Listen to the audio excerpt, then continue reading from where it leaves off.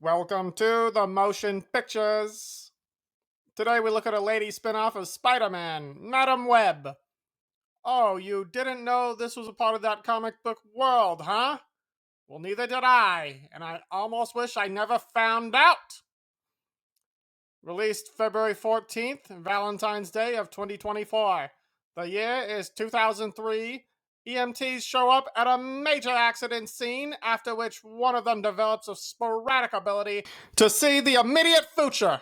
She is Cassandra Cassie Webb, with quite the convenient last name, and played by the 50 Shades of Grey BDSM wife, Anastasia Steele.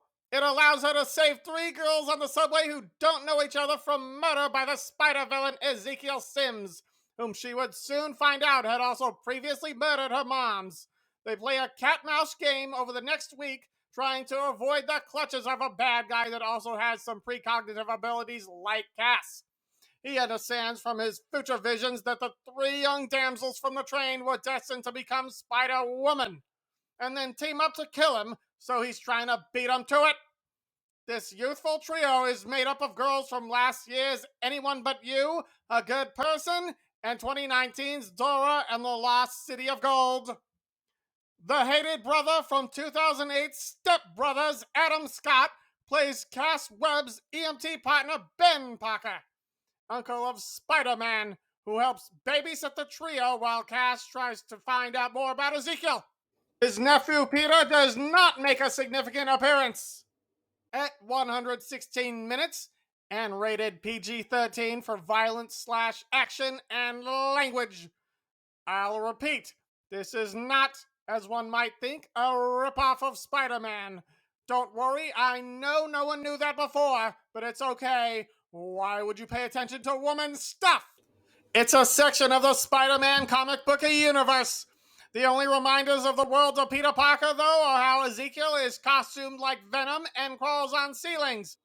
And then there's a line from Cass' dad that's very similar to a famous line. When you take on the responsibility, great power will come. The professional critics' evaluation will be explored next. They call it predictable, uneven, and shallow. Sometimes it tells instead of shows. The action is moderate to low notch. The dialogue is laughable and unfunny at the same time. The main character isn't as lame as everyone else, but does a lot of babysitting. There's also occasional product placement. Then at the same time, it shows small shades of independent film. Madam Dead is not worthy enough of a sequel. Maybe is even a black eye on the superhero genre. They rated a bad 3.75 of 10. Now we move on to the more important opinion, the casual motion picture goer.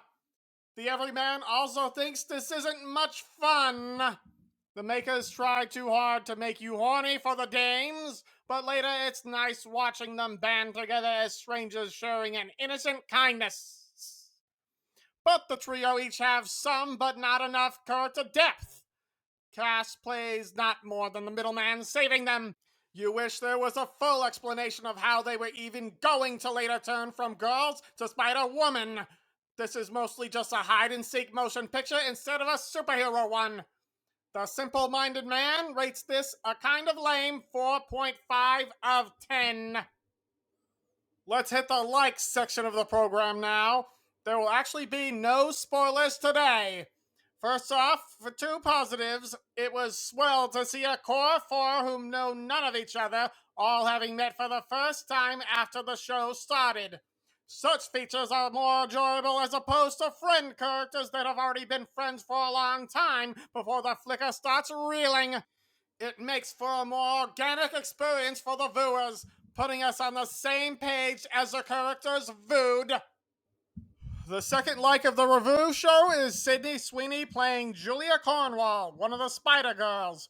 And that is she was far more likable than her character in Anyone But You. Instead of being so self-prioritized and hot on Glenn Powell's tail, / eager to get back at him, she's submissive here, sweethearted, caring, sensitive, and fearful of everyone's well-being. It's attractive both that she can ask for help from others, most especially when she later says to the other girls at the end, "We're all in this together." And no, I did not mean to almost sing High School Musical. In conclusion about this little girl, who knew that she could turn into such a darling after initially smacking Glenn Powell's ding-a-ling? Our last point to make of the Madam Web edition of the CineMan is one dislike. The Spider Girls need to stop wearing crop tops. How much more can you irritate me? Maybe that's what the filmmakers put in, as if they could tell that this broad show might flop after all. So let's at least make them look good going down.